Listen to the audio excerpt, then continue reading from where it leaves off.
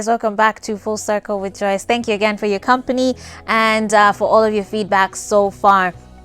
Right now we want to dive into our final segment for the day. It is our cooking segment, and we have Chef Chris Burton from the Boma International Hospitality College, and today he's going to be showing you how to make tortilla de Espana, and I'm excited to see that recipe. Hope you guys are as well. Learn something new. Take a look at this.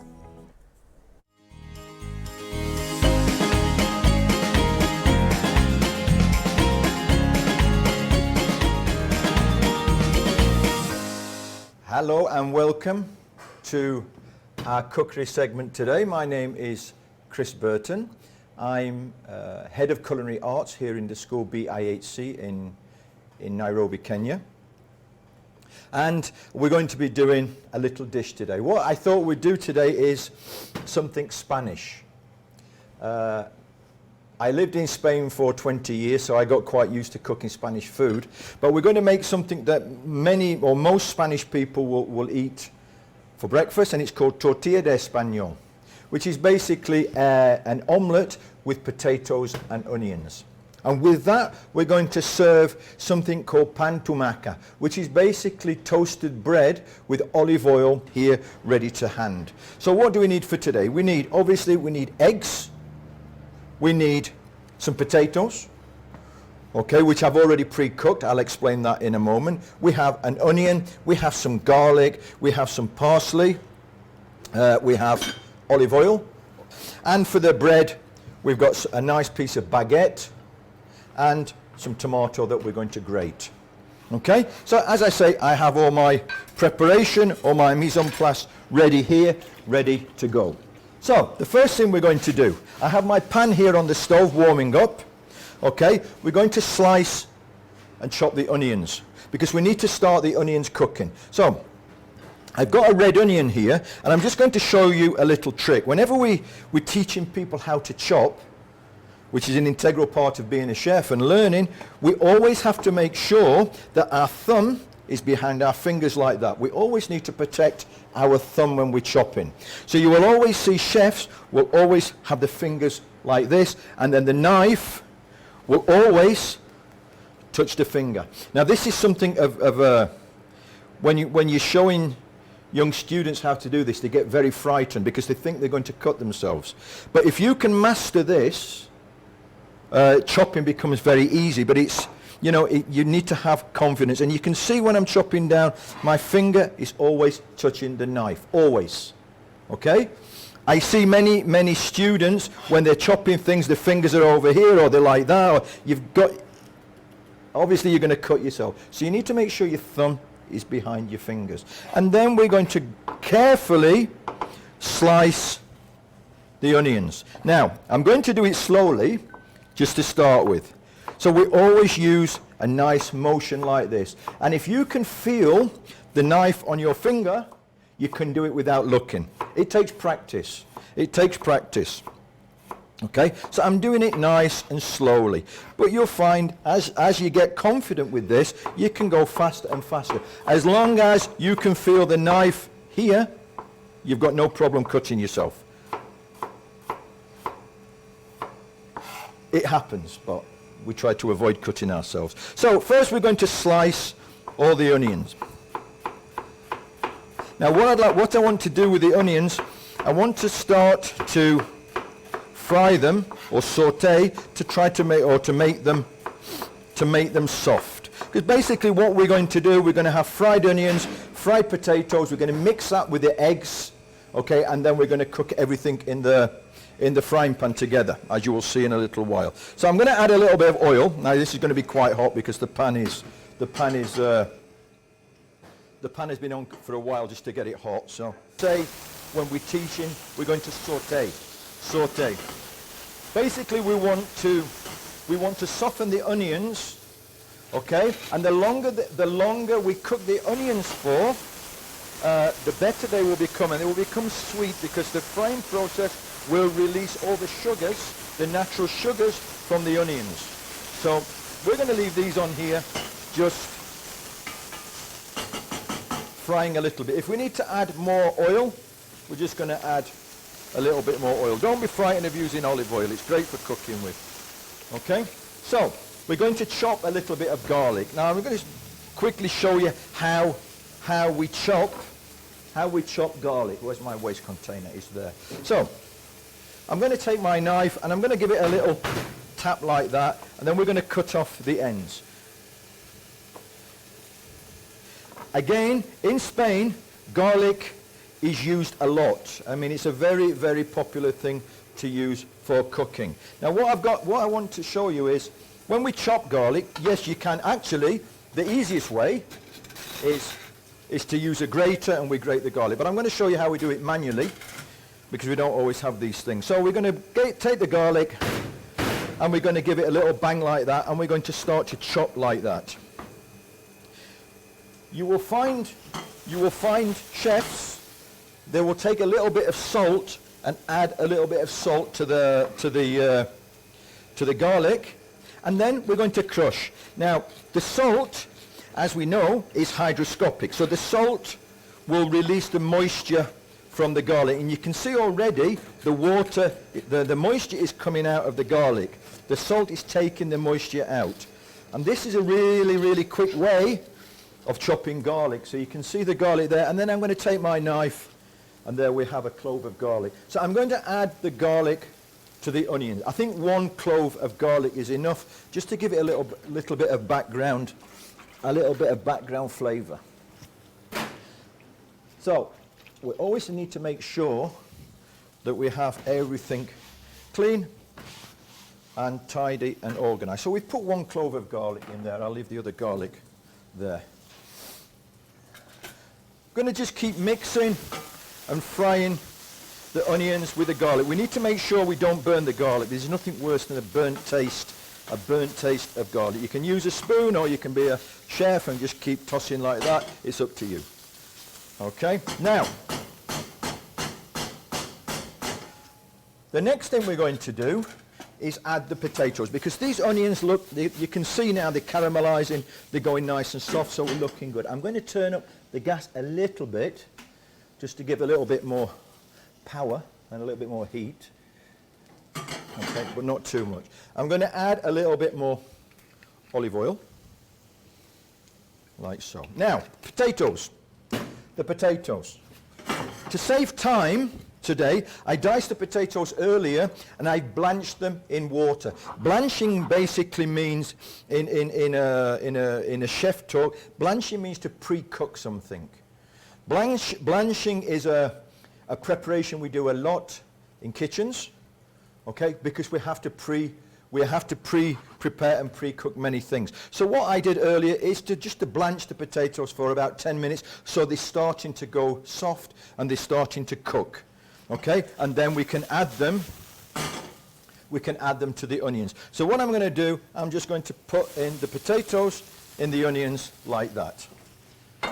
So what we're going to do now is we're going to start to cook the onions with the potatoes and the garlic. And again, the longer you cook, the more flavor. If possible, we want to see the potatoes becoming nice and brown and crispy. Okay, and you can see we're going to leave those on, and maybe we turn up a little bit just to give it a little bit more heat, but we need to be careful. We want to see a little bit of colour if possible. Now, I got 1 potato here just to show everyone how we would normally do it. So I would take my knife.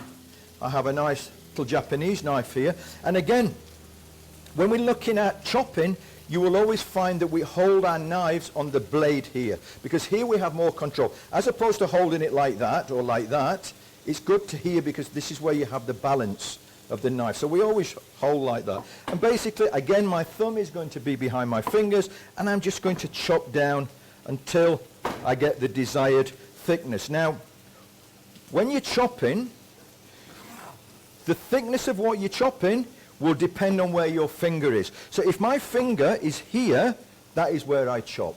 In this instance, I need a big dice. My finger goes there, and I chop there. The finger is the integral part of this all the time.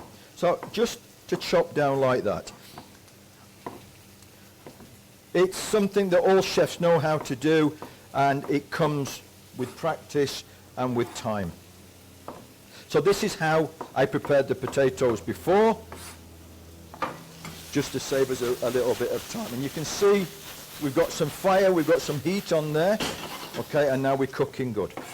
And the last potato, so in half, chop like that, and then bonga bonga like that. And then, as we know, we need to keep potatoes in water because they will oxidize and they will go brown. Now when you're making this, if you want to make this for your breakfast, you can have all this ready the night before, and then you can just add the eggs. So you can have your potatoes blanched, you can have your onions ready, everything ready, so when you wake up in the morning you can quickly make. A little bit more olive oil as it's getting a little bit dry.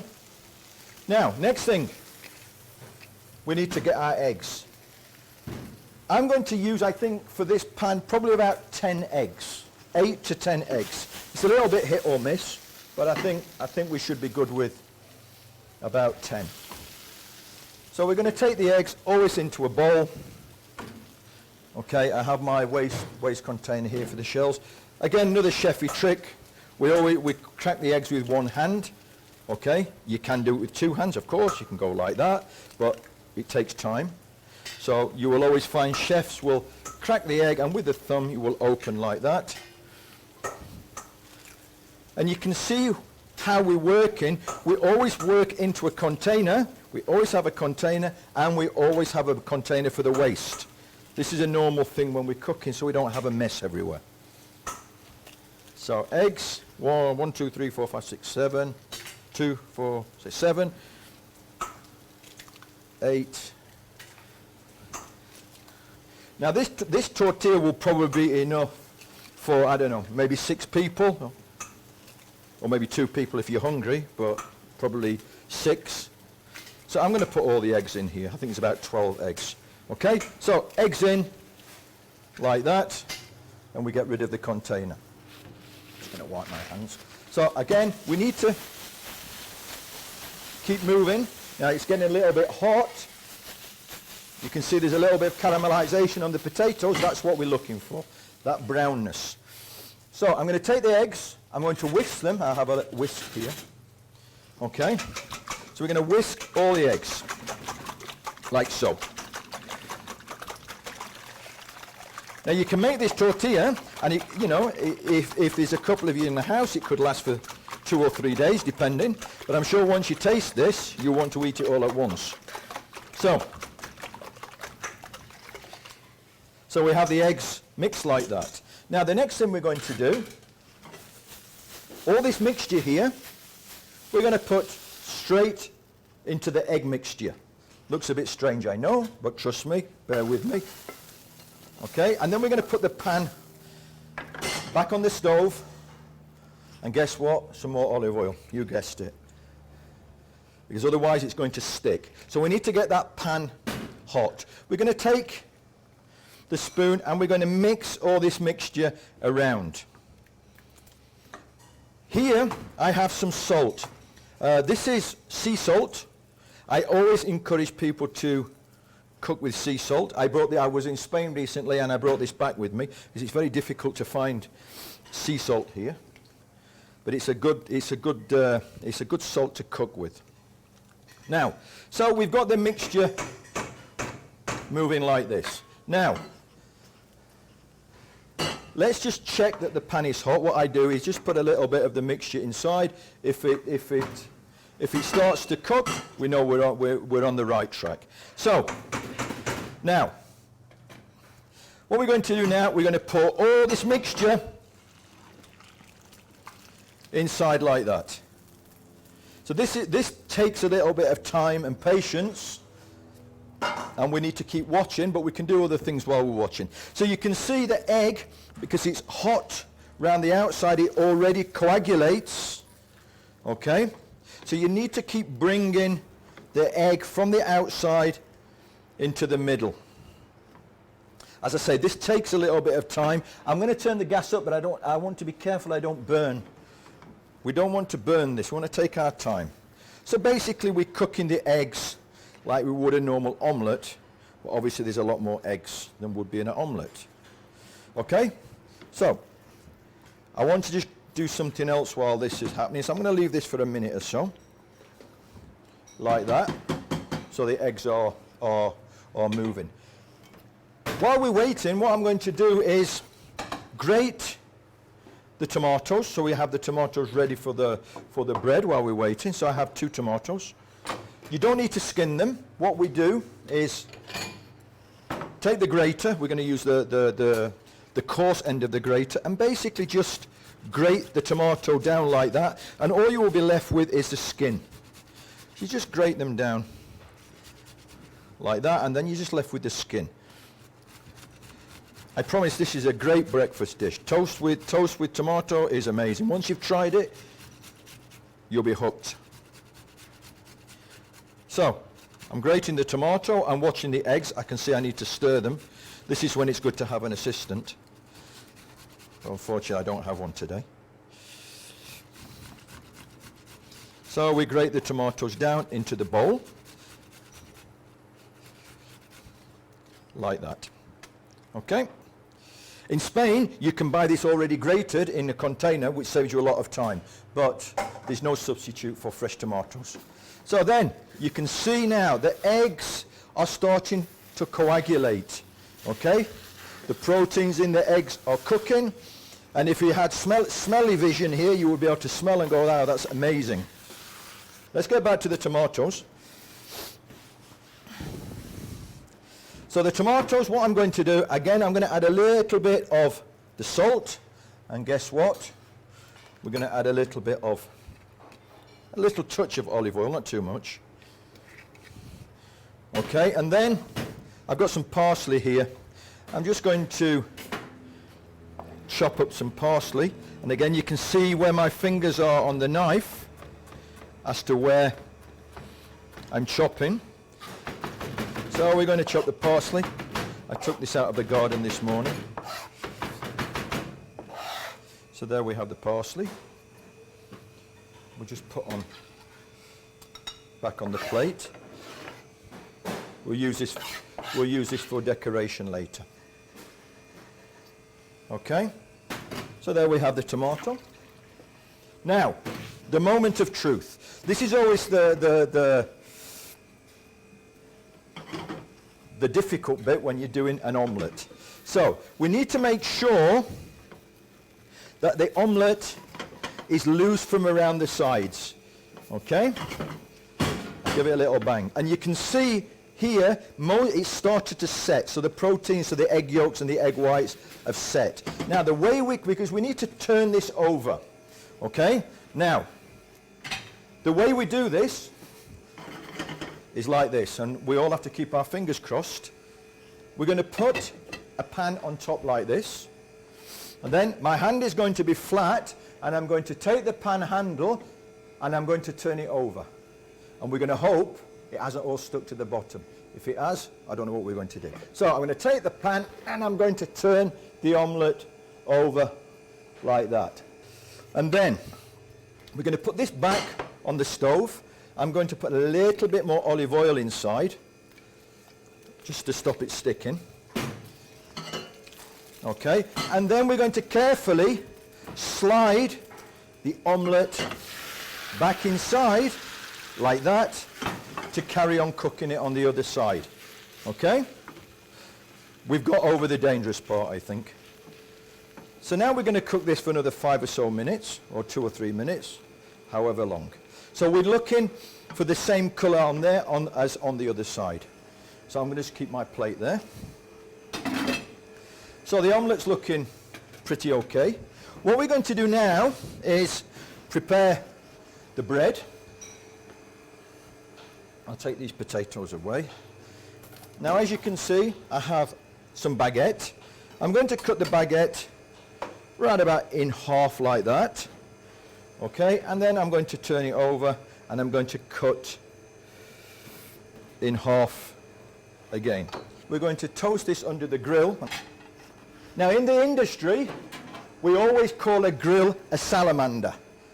So whenever you hear the word salamander, yes, it's the thing that the animal that breathes the flame. We call the grill a salamander. Okay?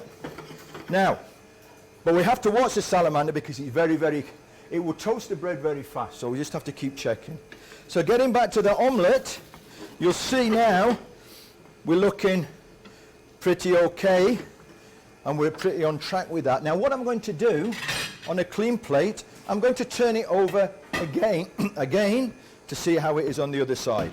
Hand flat, and then flip it over like that. And there you can see the omelette is cooking and looking good and setting, and we're quite happy with this. So I'm going to leave that there. So we just check that we're looking good. So I'm going to keep turning this every 2 or 3 minutes. Now, we didn't burn it, that was good. So now we have the toast ready, just like that. So nice and golden brown. Okay, so once we've done the bread, what I'm going to do is, I've got all my plates here, he says optimistically. So we're going to put the bread on a plate like that. It's a bit dirty. And again, we're going just to put a little bit of olive oil. Olive oil, whenever you go to a restaurant in Spain, you will get olive oil in a little bowl on the table, and Spanish people will always eat bread with olive oil, never butter, okay? And if it's a good olive oil, amazing taste. So we're just going to sprinkle on top a little bit of olive oil like that. Okay, and I want to let that soak in to the bread before.